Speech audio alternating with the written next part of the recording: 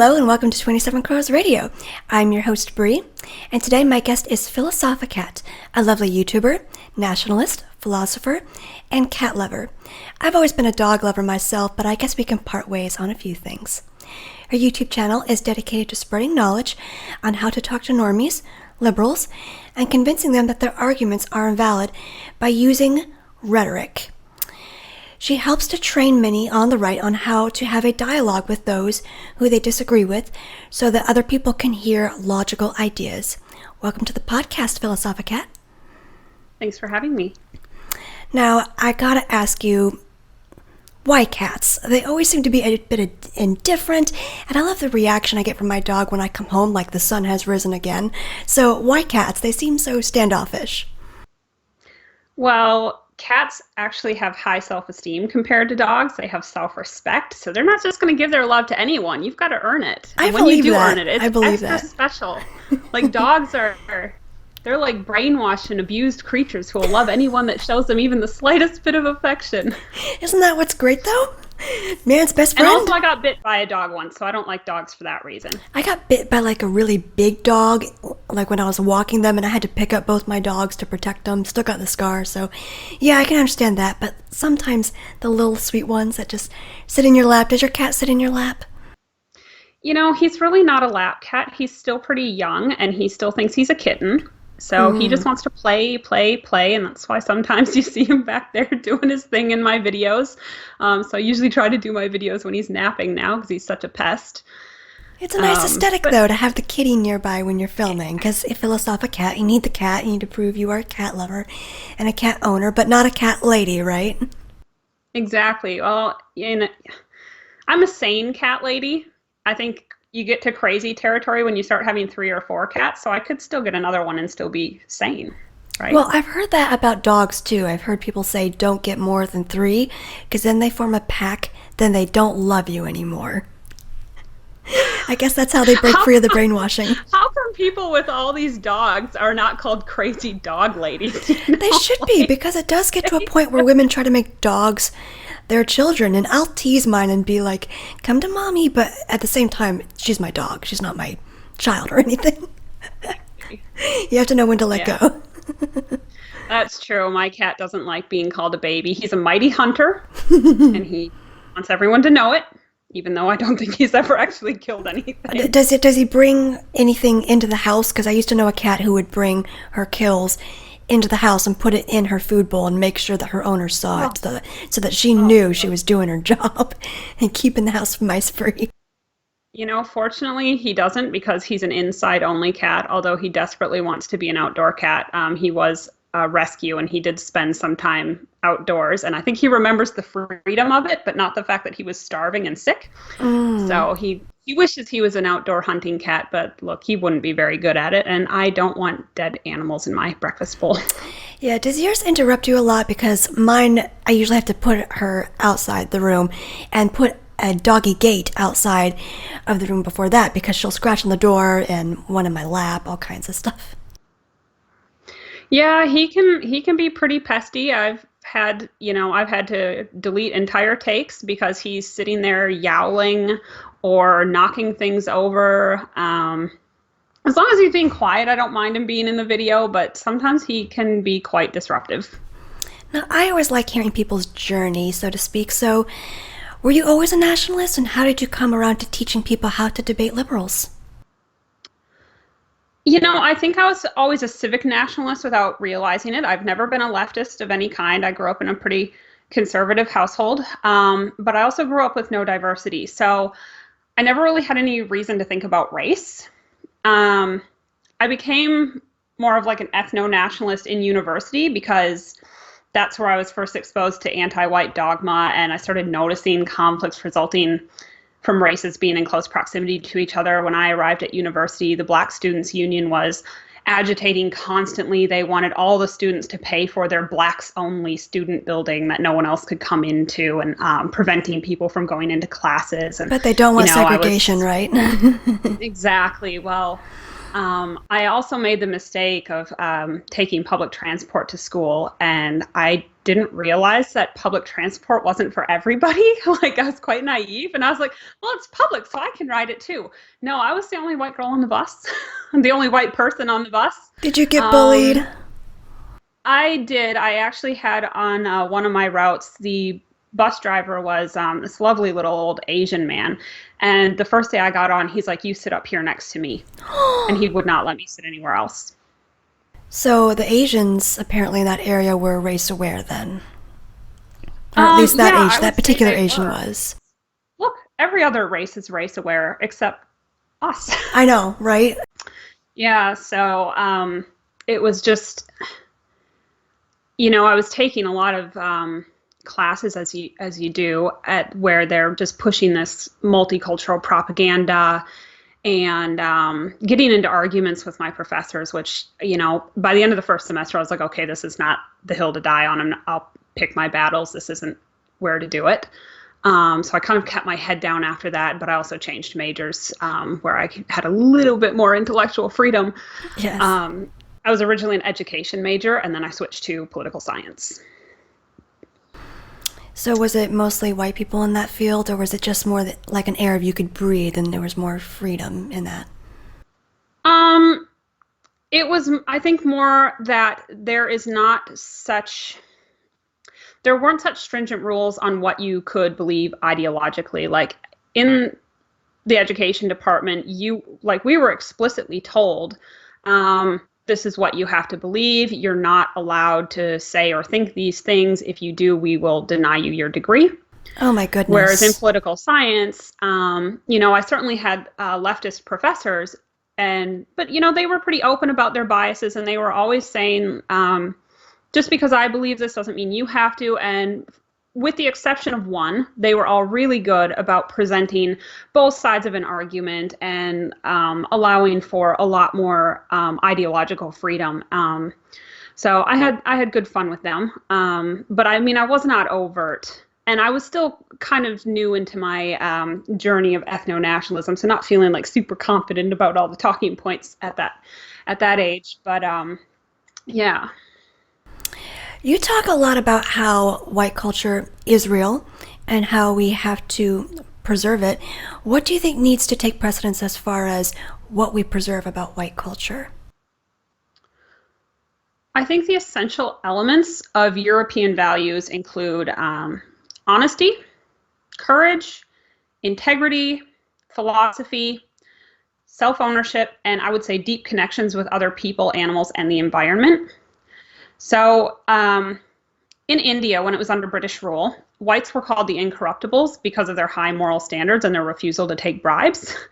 Yeah, I've heard other races be like, we don't know why you don't take advantage of others. Yeah, it's like, we do that. Well, why don't you? Many whites are just as dishonest as every other race. Right. And the thing is, we could not build our civilizations and empires on corruption. And claiming that that's what we did is just a lie spread to demoralize white people, because empires that are built on or decay into a corrupted foundation don't last. There's not a single corrupted empire that lasted, beyond a certain stage of decay.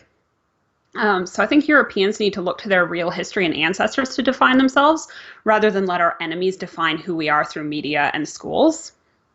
I think many whites today think anti-white propaganda is actually real history, and they're pursuing this false sense of racial consciousness. Like, many people believe the Nazis were just like this murderous group of thugs, and they have no idea whatsoever that Nazis actually focused on good manners and healthy lifestyles, self-discipline, that sort of thing. Just because it's not taught, and it's not taught because it doesn't fit the narrative. Well, you don't see that in Inglourious Basterds. You just see this Nazi hunter ruthlessly going around killing people. That's kind of, I blame Hollywood for a lot of that. I had that conversation with Mark Collette where he's like, yeah, there's a Hollywood version of Nazis, then there's real history. Yeah, and I mean, look at who runs Hollywood. They have this persecution complex. It's like Inglourious Basterds. I didn't watch it, but I know enough about it to have a general idea. And it's like, okay, so this is like just some Jewish wet dream of history or something. And it's like, that's a good way of describing it. Why would any white person pay money to see that? I guess because I think it's fun. I've seen so many people who just buy into the. Well, I did once. I mean, who am I to talk? I once bought into the narrative back when I was blue pilled until I had the guts to look in a little bit deeper. Do you think it's like just fear that keeps people from looking into white culture and looking into these histories? I think they just have never even been exposed to any alternatives. They That's just what don't it even was know for there's an me. alternative out there. That's what it was for me, because when I found alternative media and learned the alternative as far as history and heard another side, like heard the other side of McCarthyism and heard the other side of what happened to Nixon and heard the other side about World War One, I feel like it changes you dramatically. And I almost got Mm. angry, like I was lied to. Did you feel that way? Um, Not so much. I don't have a lot of major complaints about the school that I grew up going to. It was a pretty small rural school. I don't think it was quite as infected with that sort of anti-white propaganda. I really didn't learn much about world history as such. You know, we learned about the Civil War, and for a long time I believed it was about slavery when it Oh, wasn't. yeah. But I don't know that I felt angry because I think I realized that the people who promote this are usually, it's not like they're doing it intentionally. They honestly believe that they have the right answers. And if you believe you've got the right answer already and you know everything, why would you go looking for something alternative? It's only when, you know, a person who's got some critical thinking capacity says to themselves, like, gee, you know, this just doesn't really make sense. These points contradict each other. How could that be possible if this is what they're saying? And then you start looking, but most people don't go that deep. They're just like, oh yeah, Civil War, slavery, everybody knows that, and just move on with their lives. It doesn't matter to them. So I hear so many people saying that anyone can be an American or Australian or British or French or German, even though they're not biologically of that culture. Even though if I moved to China, I would never be considered Chinese. Why do you think they're being intentionally dishonest about? I guess that kind of reflects my previous question, doesn't it? Well, you know, it's not that you wouldn't be considered Chinese, but you wouldn't even feel Chinese. Like you would Yeah. never feel at home in that culture. I really don't understand what white people are thinking when they think they can say pluck somebody out of the Middle East, drop them in Germany, and they just magically become German and integrate and share our values and stuff. Like if you move to the Middle East, would you just like wake up one morning and be like, oh yeah, Sharia law is a really great idea. I Yeah. believe that in my heart and embrace that wholeheartedly? Of course not. Like these people have their own culture and values, and we have our own. Why are they going to give up theirs to promote ours? Why would they? You wouldn't do it if you moved somewhere else because you'd still think that you had a better way of doing things. I mean, mass immigration is an obvious catastrophe. Like, if you're going to sell something so insane to a population, you have to try to justify it somehow. So, you know, I think they hijack white people's natural inclination for empathy and altruism, like kind of like weaponized empathy. And they send out this propaganda that encourages positive emotions if you accept the bullshit, and then they shame you if you don't. So you're a good person because you help refugees, but you're a bigot because you want your country for your people only. Um, well, they have to be dishonest about it because nobody would buy it otherwise. It's so obviously stupid and disastrous. Yeah, I've seen that a lot as well lately. I've even heard it said that there's almost a biological marker for altruism in white people, but I'm not sure if there's an actual scientific study out on that, but I have heard it's a thing. You know, I read an article recently about a guy who's like he's traveled all over the world, and he kind of decided, I guess, to graph the cultures of the world basically and show like a relationship between them. It's a really interesting graph, and I'll send it to you in case you want to include it in this. And he's basically got this triangular shape of graphs, and you've got cultures that on either point of the triangle are just really different from each other. And then on a spectrum, they move towards each other, and he pinpoints on it all these countries. And I thought that was a really interesting graph because it almost suggests a genetic component to culture, which makes sense when you think about it. Because if you have a gene that, say, predisposes you to high conscientiousness, one of the big five traits and stuff. And you like order, and you want things to be neat and efficient, and you want to follow the rules. And like, it's a difference between cultures that queue and cultures that don't. Yes.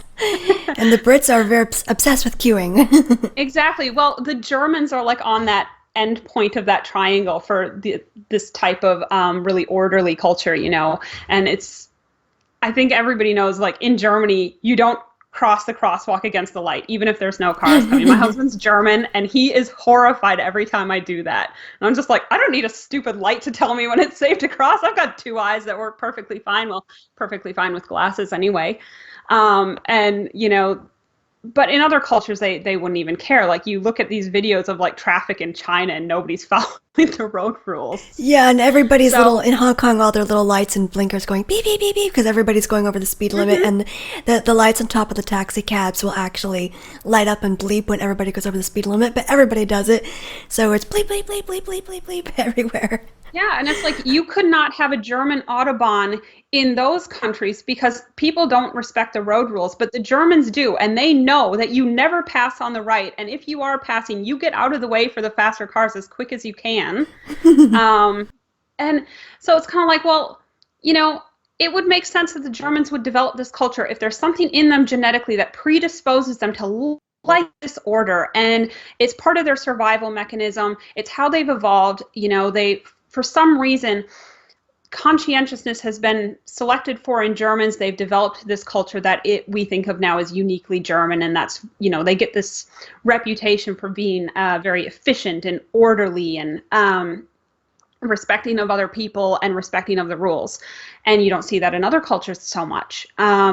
So maybe there is a genetic component, and I think that graph kind of illustrates it very nicely, and you can kind of see how the different regions of the world tend to cluster towards certain points on this triangle. That's so interesting, especially what you're talking about with the Germans being very orderly. I remember when I was in a class once, and we were learning how to archive material properly, and everybody had like these really simplistic ways of doing it, and then the German guy speaks up, and he's got this really long-handed way of archiving, and the teacher finally goes, is this thing supposed to make sense? Is it organized? And the guy goes, it's very organized, it's German. So they take pride in that as well, and I think that's very specific. They over-engineer everything. I will never buy another German car. There's just too many things on it to go wrong with it. Let's all the little gizmos and gadgets, just all the things. Wow. I've been in a number of situations where I was trying to talk to a liberal who couldn't see beyond their emotions. I know for a fact that I suck at debating because I'm just too logical, and I always end up spouting off statistics, and they're all about emotion. So I got to the point where I almost don't even want to talk to them because I know I suck at this. I can't use rhetoric. I can't fall back to emotion. I always just think logically and about statistics, and I fire off a statistic, and I can see it just going over their head, and they can't even process it. So what are some of the best ways you've instructed people on how to speak to normies or how to use rhetoric? Well, rhetoric is not, it's not about falling back on emotion. Rhetoric is, like, simply put, it's good and effective communication. So, I mean, for cynical people, rhetoric is just manipulation, but it's more than just persuading people. It's about being able to speak to another person's heart and mind really effectively, and do both at the same time, speak to their heart and their mind at the same time. It's about being clearly understood and not leaving room for interpretation that allows them to jump to these wild conclusions about what you mean. So I think when you're talking with normies and stuff, I like to focus on how to get people to detach emotionally from their beliefs before you assail them with this entirely new narrative. Like, instill doubts in their mind, ask leading questions, and don't spoon feed them conclusions. Nobody likes to be told what to think. People are so much more accepting a new idea if they think they thought of it first. If you tell them what they should be thinking, they will just dig in their heels and be more resistant, because nobody wants to be proven wrong. I mean, think about how you felt the last time you got into an argument with somebody and they just kept telling you what you should think and telling you how stupid you were for believing what you believe. Like, you'll get really frustrated and angry with them, and you don't want to listen to anything they have to say. So I also think you kind of need to remember, too, that thinking is essentially a very private experience. It's not a public one. You're not going to see a person change their mind. They're going to do it later when they're alone and they've had time to reflect. So you might think you're getting nowhere with someone, and often they'll just go away and quietly adjust their thinking later. So you just have to be patient and kind of keep working at it. This process can take a very long time with some people. But, I've heard a lot of people say, oh, it's not worth it to me. I don't want to waste my time on these stupid normies. But you got to do it because you love your fellow white person enough to help them regain a sense of racial self-respect. Maybe you did it all on your own and no one helped you, but there's a lot of people who do need a helping hand with this. And you do need to be patient, and you do need to treat them like a real person with feelings. It's a beautiful explanation. I like that. I honestly thought all this time that Rhetoric was trying to appeal to someone's emotions. I guess I was told wrong. I think that's the cynical people who think that Rhetoric is just about manipulating people. And I don't think that you need to manipulate people into believing something. If you're speaking truth to power, something should resonate with them somewhere, and they'll accept it. And if it doesn't, then they're probably beyond saving. Their cognitive dissonance is just too strong. They're too invested in their narrative. If you're talking to somebody about why it's important for white countries to stay white, but they've married an Asian and have mixed race children, they're really invested in an opposite narrative, because you're essentially telling them that the biggest choice they've made in their life was the wrong one, but they've got a wife and they've got kids. This is their family you're talking about. Like, you can't just attack them over and over and tell them what a horrible person they are because they race mixed. Sorry, everyone, for that brief interruption. My internet died twice, and I lost the call twice. You were talking about how you're not going to be able to get someone to change their mind because they can't be objective if they have, let's say, a race-mixed family. Well, that would just be one example of somebody being so deeply invested in an opposing narrative that we probably just can't drag them out of it no matter what we do. Like, that's not the best person to try these tactics on. But, for most people, if you're speaking the truth to them and you're speaking to them in a way that resonates with them, eventually something's probably going to click. Most people, well, I don't know if I'd go so far to say most people, but many people, once they realize that they believe something that's wrong, they don't want to keep believing that unless they have a really compelling reason to do so. Like, for example, the person who has race-mixed children. So I think Rhetoric's not about manipulating people with emotion. It's just about speaking to them in a way that is meaningful to them. So if a guy in particular, wanted to red pill his girlfriend, what would be your advice to him? Listen to her. Don't be patronizing. Don't treat her like her opinions don't matter. If you're open to her perspective, she'll be far more willing to listen to yours. And I think this is a problem that not even a lot of men, but just a lot of people on the alt-right in general have, where, again, they just want to spoon feed people these conclusions and get mad when they're not accepted. The other thing is, don't assume that you don't already share the same values. So a lot of right-wing men assume women have different values when they actually just have bad ideas. Don't assume that they're against you just because they haven't been exposed to good ideas yet. So, for example, she might be concerned about transgender people committing suicide and just wants to give them free surgery because she thinks it'll stop the suicides. And if you point out like how many of them actually do commit suicide post-surgery, and that you're also concerned with these troubled people ruining their lives, well, like, are your core values actually different? I mean, assuming you're being genuine about caring about them. Or like if she's concerned about poverty in the third world and you're concerned about how foreign aid and immigration ruin their countries by, the brain drain of the smartest people moving to our countries, then you're just as concerned about the third world as she is, except you just have a better idea about how to help them than giving them free stuff.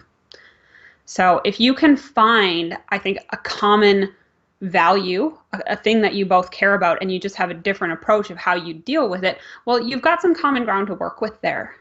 But, you can't just be telling her what she needs to think and insisting your ideas are right. There does need to be that give and take of listening. And by listening, I do actually mean listening, not waiting to talk. Right, not just waiting your turn to speak, but actually hearing what they have to say. I find that listening is a skill that a lot of people have to learn. Right, you've got to listen genuinely. You need to validate what she's saying, validate her feelings about it, show that you understand where she's coming from and why she thinks the way she does. Because if you can't do that, why would she be willing to do that for you? Why would she listen genuinely to you if you aren't going to do that for her? It doesn't mean you have to agree with her. You can still listen empathetically and respectfully.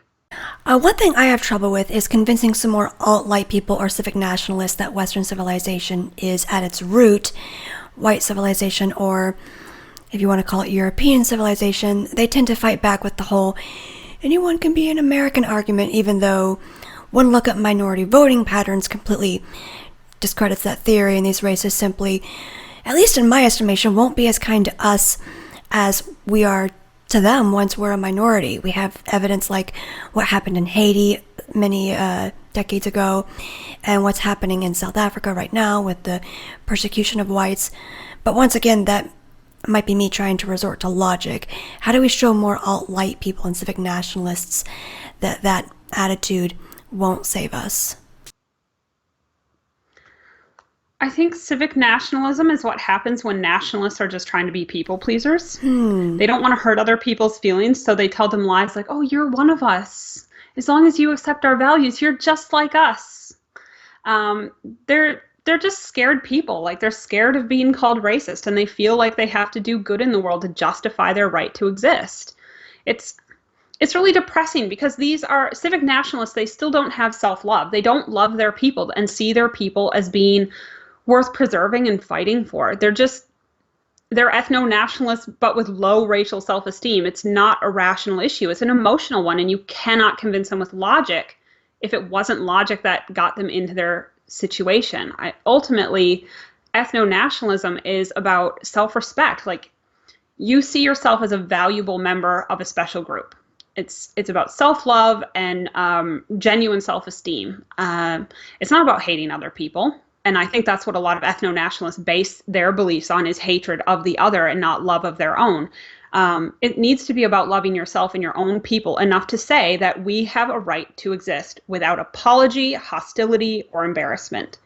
How many people are willing to just stand up and say loud and proud without defensiveness or belligerence, I have a right to exist, I belong here? Yeah, I've heard that from a lot of people as well, that they feel like, well, what's white anyway? I mean, it doesn't mean anything. European culture is just blank. We're just a blank slate. It doesn't matter. And that to me is kind of heartbreaking, because I spent a good deal of time living in England, and I saw that country, and I saw the countryside and the castles and the beauty of it. And I'm like, how is this not worth preserving? I go to France and I see the beautiful cities in various regions. How is this not preserving? Our ancestors were willing to go to war and die to preserve it, but somehow that's been lost in us. It's I don't know if you know of Dan Carlin's Hardcore History podcast, but he's got this 6-hour show on the Celts out that I've been listening to in the car. And at the beginning, he starts talking about how, the Celts kind of lost their culture and everything, but he couldn't even imagine what it would be like to lose his culture. I mean, what would that even look like? Not being able to go to Starbucks or wear blue jeans? And I'm like, oh my God, you idiot. Like, if that's what you think your culture is, you've already lost it and you don't even realize it. That's horrible. And that's the problem with white people. They don't even realize they've lost their culture. The fact that they cannot articulate what their culture is and what their history is and why it's worth saving means it's already gone from their consciousness. I see that so much when I just go to the mall and I see a Starbucks or I see a Forever 21, and it's almost depressing to me seeing all that there, because it doesn't represent where I come from, or maybe what my country was founded on, or what my roots are. And I wonder sometimes what it must have been like to go through a market back in, the 18th century, and to be around people who actually grew the fruit for their people, and to see the crafts that were done by local merchants or whatever. And when I was walking around in Paris, I would see Frenchmen who were painting I guess you want to call it portrait, but images of their city and having pride in that. And if people think going to Starbucks is the epitome of being an American, oh my Lord. Oh, I mean, I have to tell you, Brie, I've lived in a few different countries and Western countries, all of them. It doesn't matter where I go. These people all think that they don't have a culture. They can't define what their culture is. Like, how many times do you hear an American be like, oh, there's no such thing as American culture? What do you mean there's no such thing as We're a American melting culture? Have you pot. not gone and spent time somewhere else and realized how differently you live and think to other people? I don't think they have, no. Well, I know a lot of Americans don't travel abroad, but you shouldn't need to travel abroad to see a difference in order to understand what's valuable to you. What are the cultural norms and ideas and beliefs that drive the narrative of your nation? And the fact that people, Dan Carlin knows a fair bit about history, given he does a podcast on it. I know he's a leftist, but I'd expect a little bit better than being like, what is American culture anyway? Just blue jeans? Oh. This is when I start questioning free trade. Just get a lot of Chinese imports. Oh, I started questioning that a long time ago. What is American culture? Just made in China? Yeah. Oh, goodness. You recently made a video about slippery slopes and how one might say you're going down a slippery slope if you touch on certain topics in order to shut down debate. So what is a slippery slope? What's that fallacy about? As a fallacy, as a logical fallacy, it's when you assume that because one thing happens, another must happen. That's what makes it a fallacy. You are making an assumption about a certainty. It's not a fallacy, though, if you're just talking about probabilities or if you can show an exact step-by-step process of why the first thing must cause the second thing. So it's, either as a probability or a proven certainty, that's not a fallacy. And it's, I think, perfectly acceptable as a rhetorical talking point. Yeah, I've had a few people say that to me where I tried talking about a particular topic. I was talking about the LGBT community one day and what happened to Milo Yiannopoulos when he was on the Joe Rogan show. And he was talking about how he became gay because he was molested. And I just thought, whoa. Is that a thing? Do people become gay because of some horrible thing in their past? Or is it genetic, like what I've been told my whole life? And the person I was talking to was like, no, that's a slippery slope. We can't go there. So it does feel like that's something that people just want to put a stake through in order to completely stop debate, as you said. Well, exactly. And I mean, what does that mean for the homosexual community if people start pointing out that in actual fact, a lot of homosexuals were molested as children? That pedophiles basically create homosexuals because a lot of homosexuals go on to molest children themselves. So if we're just talking about probabilities here, that there's a greater likelihood that this has happened or will happen, that's not a slippery slope at all. And it's an important point of information. If there is some statistically significant likelihood that a homosexual is more likely to molest a child than somebody who's not a homosexual, we should probably have that information. It's probably really important to talk about. So you have to then ask yourself, why do they want to suppress this information? But I mean, it makes perfect sense to me that would be the case, given the statistics, the fact that this has been shown to be more likely among a specific group of people, but also just the general psychological literature on people acting out trauma from their past. So women who have been sexually assaulted, they tend to go either two ways. About a third of them turn into complete sluts, trying to make sense of what happened to them. And the other 2/3 they go off anything sexual completely. And it just seems like there's more sluts because they're out there, but it's actually the less common way that they process their trauma. They go and they act it out again and again and again, just trying to understand what happened to them. And they don't probably realize that that's what they're doing. Well, maybe it's the same thing with homosexuals. They were molested as a child, like Milo Yiannopoulos, and they go out and act that out on a younger boy. Yeah, I feel like that's something we really need to discuss, and we can't shy away from those kind of topics. And I feel like maybe I'm just a freak because I'm willing to talk about those things and be public about it, to start a dialogue and to take the social bullets for it. And I realize there are a lot of social bullets for it, but to me it's worth talking about if we raise some awareness to, hey, it happened to one person that they went gay because of molestation. How many others has this happened to? And nobody's even willing to go down that road because, no, it's genetic, it's genetic, it's genetic. We already know this.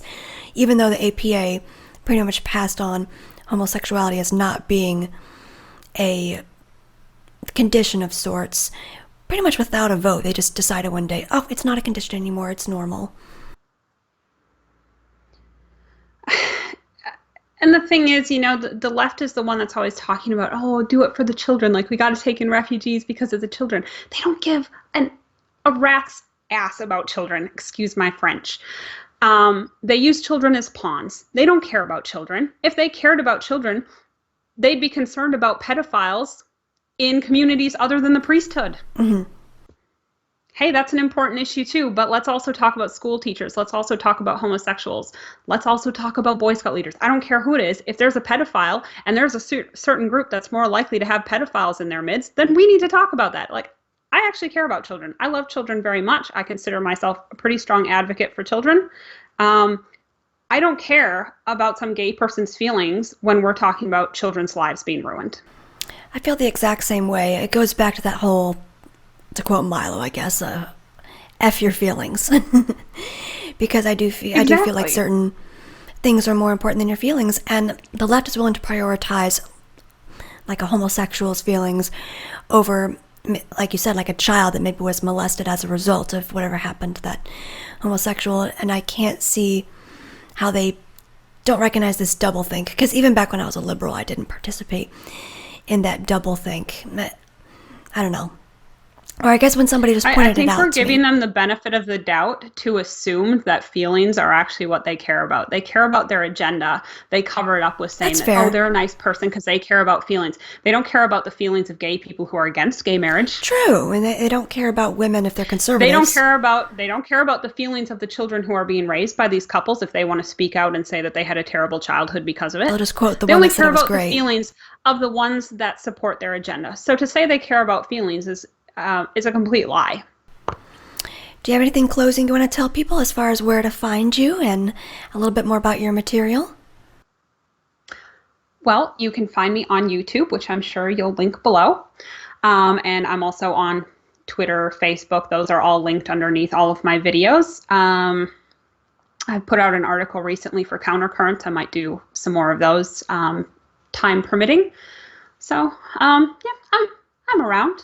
Excellent. Well, everybody go check out her channel. There are wonderful videos on there as far as how to talk to normies and liberals, and you can educate yourself on how to possibly red pill your friends and family. So take care, everyone. Bye.